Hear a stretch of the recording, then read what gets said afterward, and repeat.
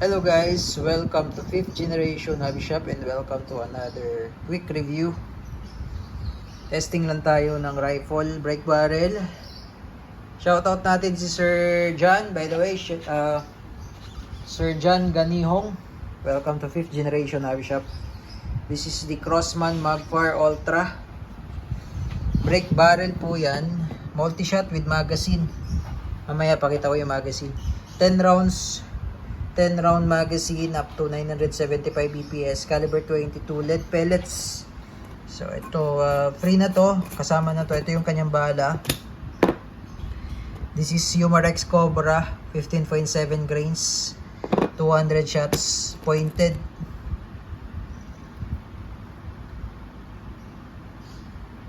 Ayan.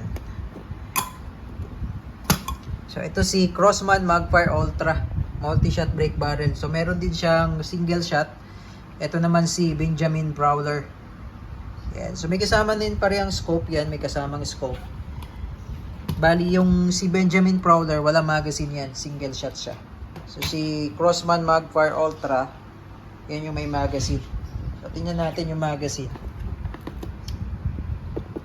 Meron na siyang sound suppression pala. Yan. Makikita nyo yung barrel niya mataba. Yan yung built-in suppressor. Yan, sound suppression. Then ito yung manual safety. Yan. Yan yung safe. Yan naman yung fire. So it comes with center point scope. Then nitro piston powered.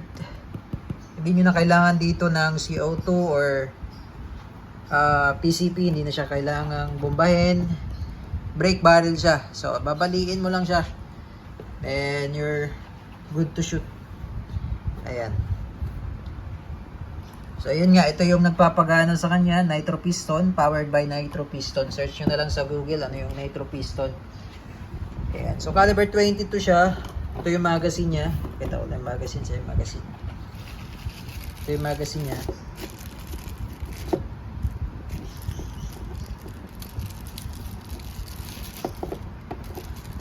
So, bali, ingatan lang natin yung magazine, sir, dahil wala tayong stock na magazine. Ayan, 10 rounds to. Load nito, 10 rounds. Tapos, ito naman yung scope.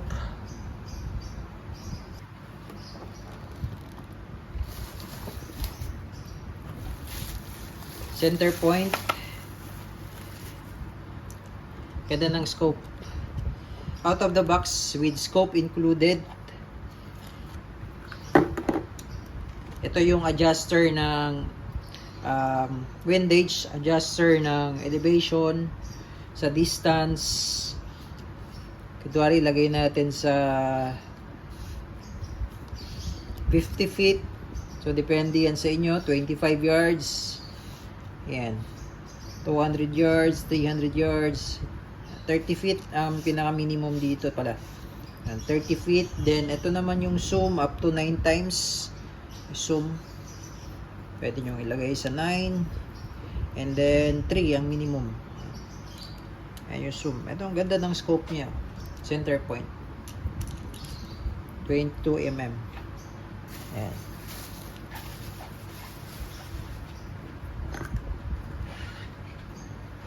So ano pa ba yung kasama nito? Ayan, owner's manual, Magpar.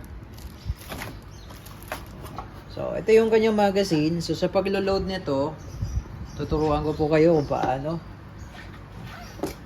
So, kapag ganyan pong nakikita yung indicator, ibig sabihin po niyan, walang load. Wala pong load yung magazine. Now, kapag maglo-load kayo, sir, meron naman po yan indicator. Ayan. Kung paano at ano ang position ng pacing ng pellet or yung bala. So katulad niyan, makikita nyo po pag ganyan. So pag ganyan siya, papasok mo siya dyan and then yung arrow, iikot mo siya. Ito, iikot mo to, papasok mo siyang ganyan, then iikot mo to. Ayan. So yan.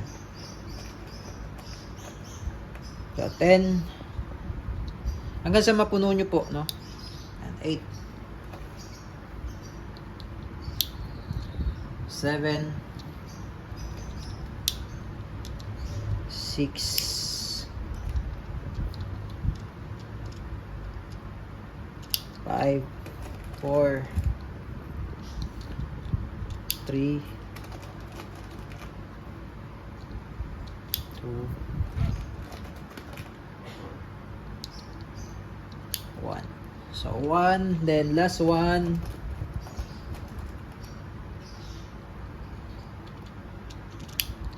0. So pag 0 na, ito hindi niyo na po ito lalagyan. Kasi ito yung pinaka-slot niya doon sa unit, no? Yan, 0. So ngayon, tatabi lang natin to.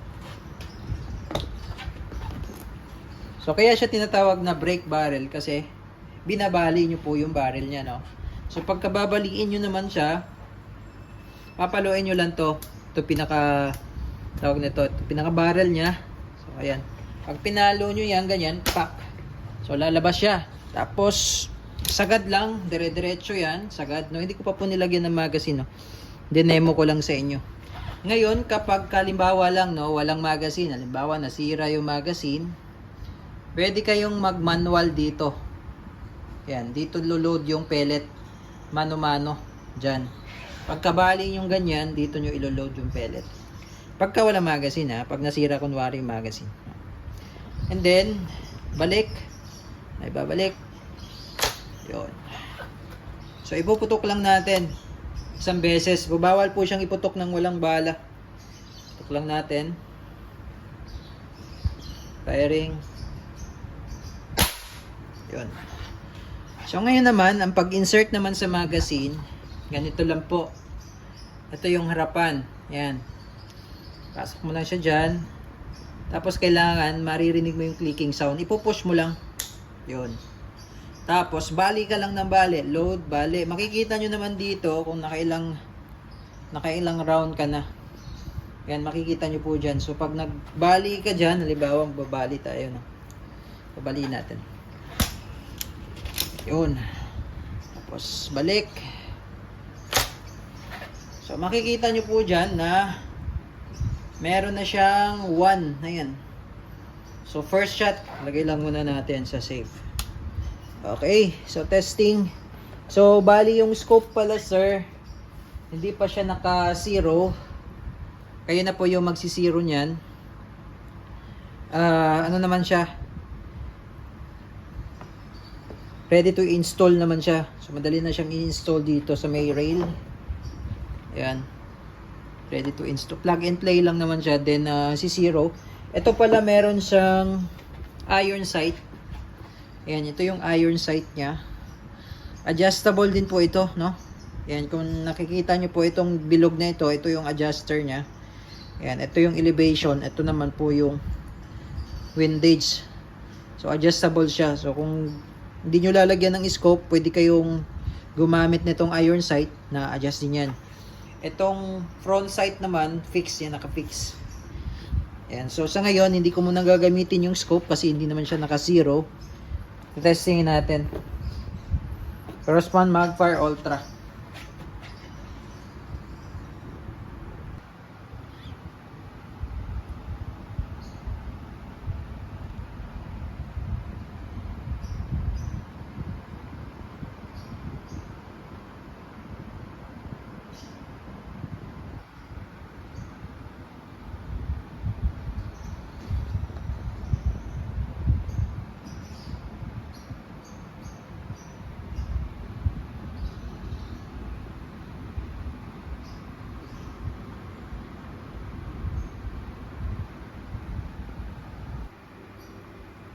Okay, testing po. Crossman Magfire Ultra. Brake barrel. Okay. Firing.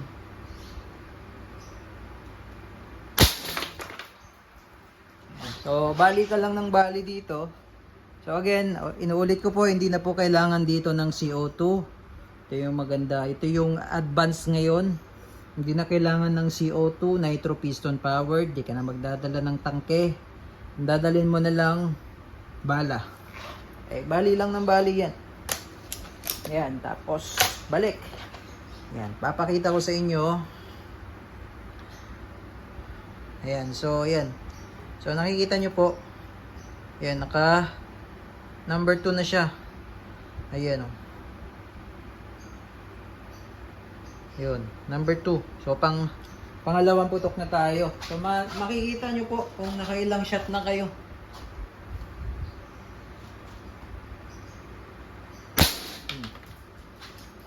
Ayan, bali lang ng bali. Hanggang sa maubos yung 10 bala.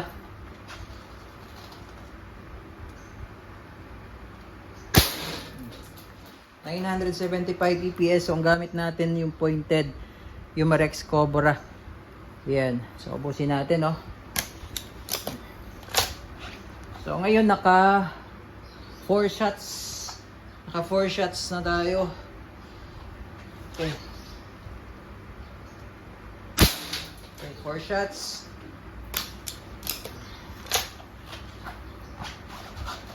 Fifth shots. Naglag. Ayan. So hindi ko na siguro uubusin. Ayan, naka 5th shots tayo. 5th shots. Ngayon pagka itatago nyo yung magazine, hugutin nyo lang. Ngayon pagka halimbawa na consume nyo na yung 10 shots, makikita nyo yung indicator kanina, yung triangle.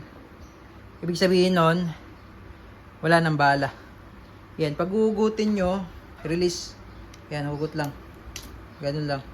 So, tatago nyo lang itong magazine. Ingatan nyo po yung magazine kasi wala tayong extra. Pag nasira yung magazine, mano-mano kayo. Okay? Okay, thank you Sir John. Thank you for choosing 5th generation hobby shop. So sa mga interested po, meron tayong multi-shot brake barrel. Ito yung may magazine din. Meron din tayong Crossman Benjamin Prowler. Ito naman po yung single shot. Yan. Mano-mano load yan ng bala. Yan. So brake barrel din. Okay? So yun lang po. Thank you and have a nice day.